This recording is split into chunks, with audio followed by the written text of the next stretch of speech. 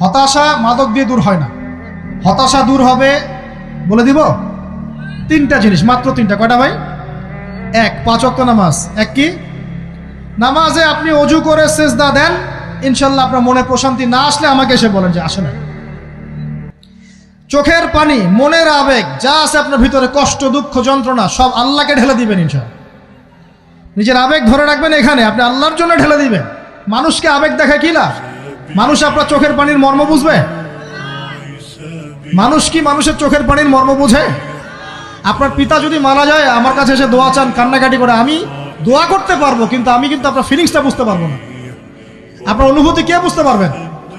আল্লাহ পাক আপনার ঘাড়ের রগের চেয়েও কাছে আছে। সুবহান সুবহান, আল্লাহ পাক ঘাড়ের রগের চেয়ে কাছে আছে। গতকালকে বাংলাদেশের একজন বরেণ্য আলেমের সাথে একটা কনফারেন্সে ছিলাম।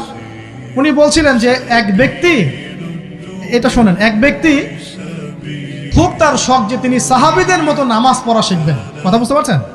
সাহাবীদের মতো নামাজ শিখবেন। তো একজন বরেণ্য আলেমের কাছে এসেছেন, এসে বলছেন যে আমাকে সাহাবীদের মতো নামাজ শিখিয়ে দেন। তখন সেই আলেম আরেকজন আলেমের সন্ধান দিয়েছেন, যা তুমি তার কাছে যাও, তিনি শেখাবেন। তো সেই ব্যক্তি একটু অবাক হয়েছেন, কারণ যাকে প্রশ্ন করেছিলেন তিনি অনেক বড় মুহাদ্দিস, আর যার কাছে পাঠানো হচ্ছে তিনি অত বড় মুহাদ্দিস নন, কিন্তু আবেদ, আমল করেন। তাকে গিয়ে বলছেন উনি আমাকে পাঠিয়েছেন সাহাবীওয়ালা নামাজ শিখিয়ে দেন। তখন তিনি বলছেন ঠিক আছে, সুন্দর করে ওযু করে আসো, সুন্দর করে ওযু করে আসো। ওযু করার সময় খালি খেয়াল রাখবা যে আমি ওযু করছি শুধু আল্লাহর সন্তুষ্টির জন্য। কি খেয়াল রাখবেন? ওযু করছি শুধু আল্লাহকে রাজি খুশি করার জন্য ওযু করছে, আর কোনো উদ্দেশ্য নাই আমার। ওযু করতে যাচ্ছে, তিনি আবার বলছেন দাঁড়াও, শুধু আল্লাহকে রাজি খুশি করার জন্য ওযু করো। আবার শুরু করছেন, আবার বলছেন শোনো, শুধু আল্লাহকে রাজি খুশি করার জন্য ওযু করো। এভাবে বলতেই আছেন, নামাজে দাঁড়িয়েছেন, দাঁড়ানোর আগে বলছেন শোনো, শুধু আল্লাহকে রাজি খুশি করার জন্য নামাজ পড়ো। বলতেই আছেন। এক পর্যায়ে সে ব্যক্তি নামাজ শুরু করলো, নামাজে মনোযোগ এদিক ওদিকে যায়, আর তার মাথায় এটা আসে, এই শুধু আল্লাহকে রাজি খুশি করার জন্য আমাকে নামাজ পড়তে হবে, শুধু আল্লাহকে রাজি খুশি করার জন্য নামাজ পড়তে হবে। এই চিন্তা তার মনের মধ্যে ঘুরপাক খাচ্ছে। এভাবে নামাজটা সে শেষ করে চিন্তা করছে যে নামাজ তো পুরোপুরি মনোযোগ দিতে পারলাম না। বারবার মাথার মধ্যে এরকম চিন্তা আসছে, আল্লাহ আমাকে তুমি মাফ করে দাও, নামাজটা আমার মনে হলো না ঠিক মতো। তখন সে ফিরে এসে তার সে ওস্তাদকে বলছেন আমার তো নামাজ এরকম করে পড়লাম, কিন্তু শেষমেশ মনে হলো যে নামাজটা হয়তো কবুল হয় নাই, আল্লাহর কাছে খুব মাফ চাইলাম, আল্লাহ আমাকে মাফ করে দাও, নামাজটা মনে হলো না। তখন সেই যে প্রথম ব্যক্তি যিনি পাঠিয়েছেন তিনি বলছেন এটাই হলো সাহাবীওয়ালা নামাজ। তারা আল্লাহকে রাজি খুশি করার জন্য নামাজ পড়তেন, নামাজ শেষ করে আল্লাহর কাছে ইস্তেগফার করতেন, আল্লাহ কিছুই হলো না। আমার কথা কি বুঝতে পারছেন? অতএব আল্লাহকে রাজি খুশি করার জন্য আপনি আপনার আবেগ, আপনার ইবাদত সব ঢেলে দিবেন, অন্য কারো কাছে কিছু পাওয়ার আশা করি। আমাকে আল্লাহ পাঠিয়েছেন দুনিয়াতে নামাজ পড়তে, রোজা রাখতে, দিনের প্রচার করতে, দিনের জ্ঞান অর্জন করতে, এই তো। তা আমি একজন মেয়ের জন্য জীবন নষ্ট করে দিব কেন? আমি তাহলে আল্লাহর কাছে কি মুখ দেখাবো, আর নবীর কাছে কি মুখ দেখাবো? ওখানে গিয়ে বলবো আল্লাহ আমি আমার অমুক প্রেমিকার জন্য আশেক হয়ে একদম জীবন দিয়ে দিয়েছি, আত্মহত্যা করেছি। গেছে ভাই, যাইতে দেন। যে ব্যক্তি আপনার অবস্থানকে মূল্যায়ন করে নাই সে আপনার যোগ্য ছিল না। এখন আপনি কি করবেন? নিজের অবস্থান উন্নত করেন, আপনার পিছনে লাইন ধরে ঘুরবে ইনশাআল্লাহ। এটাই বাস্তবতা। দুনিয়া খুব খারাপ জিনিস। মানুষের অবস্থানকে মূল্যায়ন করে, মানুষের অবস্থানকেই মূল্যায়ন করে, কিন্তু আল্লাহ রাব্বুল আলামিন আপনাকে সর্বাবস্থায় ভালোবাসেন। আলহামদুলিল্লাহ। এই যে আমরা এখন অনেক পাপ করছি না, আল্লাহ কি আমাদেরকে আযাব দিয়ে ধ্বংস করে দিয়েছেন? আল্লাহ পাক এখনো আমাদেরকে ভালোবাসেন, রহম করেন, আল্লাহ পাক অপেক্ষা করছেন কখন তওবা করবে, আমি তওবা কবুল করব। এই কখন আমার বান্দা খালি একবার বলে আস্তাগফিরুল্লাহ, আল্লাহ পাক সাথে সাথে মাফ করে দেবেন। আর সেই আল্লাহকে ভুলে আপনি কার পিছনে ছুটছেন? আমরা কিন্তু নিয়াত করতে পারি ভাই যে আমরা যারা ওয়াজ শুনলাম জীবনে কোনোদিন সিগারেটে হাত দিব না ইনশাআল্লাহ। রাজি আছি ভাই? অন্য বড় বড় জিনিস তো বহুত দূরের কথা। আচ্ছা, অনেকে রাজি হয় নাই কেন? আপনারা কি অলরেডি আসক্ত? আমি অনেক ভাইকে দেখেছি মাশাআল্লাহ ইফতার খুলেই একদম ব্যঞ্জন টানা শুরু করে। হ্যাঁ, এটা যে হারাম আপনাদের কেউ ওয়াজ করে শোনায় নাই? এটাকে কি মনে করেন আপনারা, হারাম না হালাল? কেউ বলেছে মাকরু, নাকি মাকরু ফতোয়া দিয়েছে?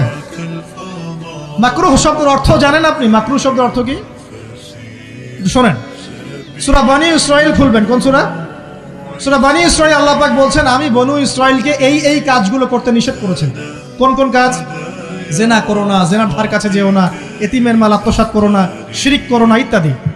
যারা আলেম আছেন তারা আমার কথা বুঝবেন। এই কাজগুলোর পরে আল্লাহ পাক বলছেন যে এই প্রত্যেকটা কাজ আল্লাহর কাছে মাকরুহ, অপছন্দের। কিসের? অপছন্দ। আর এটাকে আপনি সহজ মনে করছেন? নিয়াত করি আল্লাহ পাকের সন্তুষ্টির জন্য আমরা কোনোদিনও মাদকের সাথে সম্পৃক্ত হব না ইনশাআল্লাহ। আর বিশ্বাস করেন, শুধুমাত্র মাদকদ্রব্য নিয়ন্ত্রণ অধিদপ্তর এই আইন কানুন এগুলো দিয়ে, জরিমানা দিয়ে মানুষকে মাদক ছাড়ানো যাচ্ছে না, যাবে না। কেন যাবে না এটা আপনারা খুব ভালো করেই জানেন, আমি বলতে চাচ্ছি না। অনেক সময় মাদক বিরোধী কনসার্ট করে মানুষ, মাদক বিরোধী কনসার্টে ওঠার আগে এক বোতল ডাইল খেয়ে আসে আগে। এগুলো কি বাস্তব কথা বলছি না অবাস্তব কথা বলছি? আমাদের যুবক ভাইরা কোশ্চিনকালেও মাদকের ধার কাছে যাবেন না ইনশাআল্লাহ। একটা হাদিস খালি মনে রাখেন, এই হাদিসটা মনে রাখেন। নবী সাল্লাল্লাহু আলাইহি ওয়াসাল্লাম বলেছেন, কেউ যদি মাদকদ্রব্য সেবন করে তার 40 দিনের নামাজ কবুল হবে না। সিগারেট একটা খেয়েছি, 40 দিন নামাজ নাই। এরপর যদি সে তওবা করে আল্লাহ মাফ করে দিবেন। আবার যদি মাদক খায় আবার 40 দিন কবুল হবে না। যদি আবার তওবা করে আল্লাহ মাফ করে দিবেন। আবারও যদি খায় আবারও 40 দিন কবুল হবে না। আবারও তওবা করলে আল্লাহ আবার মাফ করে দিবেন। চতুর্থবার সে যদি মাদক খায়, আল্লাহ রসুল সাল্লাল্লাহু আলাইহি ওয়াসাল্লাম বলছেন আল্লাহ পাক কিয়ামতের মাঠে তাকে তিনাতুল খাবাল পান করাবেন। কি পান করাবেন? তিনাতুল খাবাল। সাহাবীরা বললেন, ইয়া রাসূলুল্লাহ, এটা কি তিনাতুল খাবাল? কি? নবী সাল্লাল্লাহু আলাইহি ওয়াসাল্লাম বলছেন, এটা হচ্ছে জাহান্নামীদেরকে আযাব দেওয়ার পর তাদের রক্ত মাংসের যে পুঁজ বের হবে, এই যে ড্রিঙ্কস, জাহান্নামের হার্ড ড্রিঙ্কস, এই ড্রিঙ্কসের নাম হলো তিনাতুল খাবাল। আল্লাহ পাক আমাদের সবাইকে মাদক থেকে বাঁচিয়ে রাখে। আমল হচ্ছে কোরআন তেলাওয়াত। যে ব্যক্তি কোরআন তেলাওয়াত করতে পারে নিয়মিত, তার মনের মধ্যে এই হতাশা, এই ভীরুতা, এই কাপুরুষতা কিচ্ছু আসবে না ইনশাআল্লাহ। আমি গ্যারান্টি দিচ্ছি আপনাকে, হতাশা আসবেই না আপনার মনে যদি আপনি কোরআন বুঝতে পারেন। কোরআনের একটা আয়াত নিয়ে কোনো সময় দেখা যায় 2-3 ঘন্টা সময় পার হয়ে যাচ্ছে, আয়াতটা ছেড়ে সামনে যেতে পারছি না। কোরআনের ভিতরে ঢুকলে আপনি দুনিয়ায় ভুলে যাবেন কি হচ্ছে আশপাশে। আমি এমন অনেক আলেমকে দেখেছি যে একটা বই, পাতলা একটা বই, আরবি বই নিয়ে পড়া শুরু করেছেন, ওই যে ফজরের পরে জোহরের ওয়াক্ত হয়ে যাচ্ছে, বইটাই শেষ করতে পারেননি। বুঝতে পারবেন না, যখন আপনি ইলমের ভিতরে ঢুকে যাবেন, কোরআনের ভিতরে, হাদিসের ভিতরে, আপনার দুনিয়ার খেয়ালই নাই। একজন আলেম, তিনি এক রাত্রে একটা বই লিখেছিলেন, চটি বই, এক রাত্রের মধ্যে। বলা হচ্ছে, তার সম্পর্কে বলা হচ্ছে যে রাতের খাবার তাকে দেয়া হয়েছে যে আপনি এটা খেয়ে নেন। তো সে খাবারটা পাশেই আছে, খাবারটা খাবো, এটা লিখে খাবারটা খাবো, এরকম তার চিন্তা ছিল। ফজর হয়ে গেছে, বই লেখাও শেষ, খাবার এই অবস্থায় পড়ে আছে, ডুবে গেছেন ভিতরে, খাওয়ার মাথায় তার খেয়াল নাই। এরকম হয়। একজন মনীষী, বিখ্যাত মনীষী, রিয়াদুস সালেহীন কিতাবের রাইটার, সংকলক আল্লামা নববী রাহিমাহুল্লাহ, এরকম সারা রাত চলে গেছে, পাশে 2টা খেজুর, ওই 2টা খেজুর খাওয়ারই সময় পান। হাদিস নিয়ে গবেষণা করতে রাত পার হয়ে গেছে। আমি বলতে চাচ্ছি, যখন ইলমের ভিতরে, কোরআন হাদিসের ভিতরে ঢুকে যাবেন, আপনার দুনিয়ার খেয়াল আপনার চলে যাবে ইনশাআল্লাহ।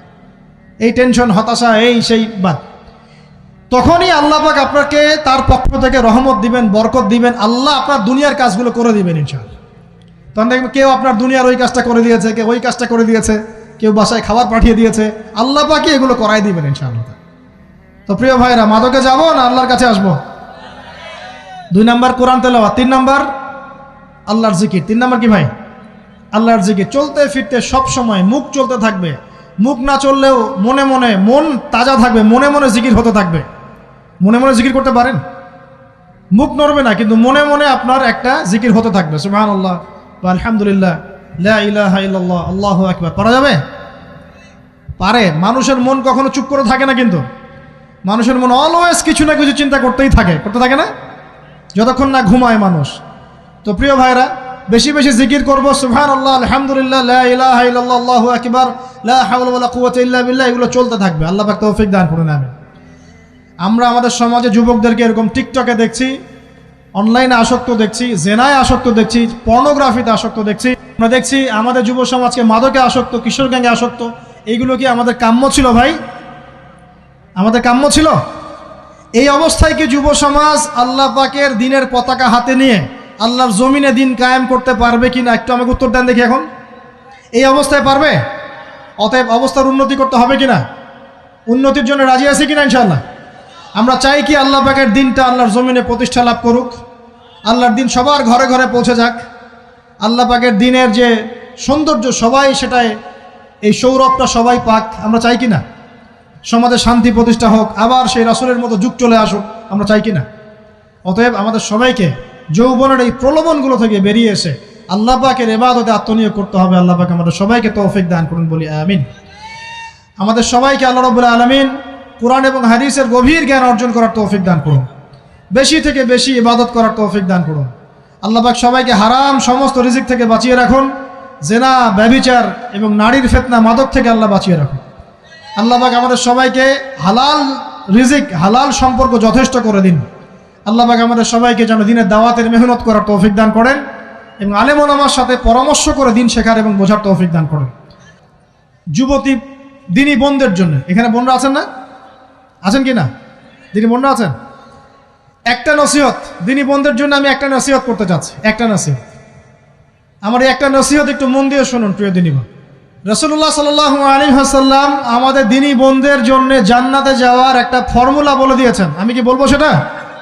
আচ্ছা, রাসূলুল্লাহ সাল্লাল্লাহু আলাইহি ওয়াসাল্লাম বলেছেন আমাদের দিনী বোনেরা, আমাদের মায়েরা, এই নারী জাতি মাত্র 4টা কাজ করলে জান্নাতের যে কোনো দরজা দিয়ে ইচ্ছা প্রবেশ করতে পারবেন। খুশি হন নাই? কয়টা কাজ? মাত্র 4টা। এক, যদি আমাদের দিনী বোনেরা 5 ওয়াক্ত নামাজটা ওয়াক্ত মতো পড়ে, আল্লাহ পাক তৌফিক দান করুন, বলি আমিন। 2 নাম্বার, যদি তারা রমাদান মাসের রোজাটাকে ঠিক মতো আদায় করতে পারে।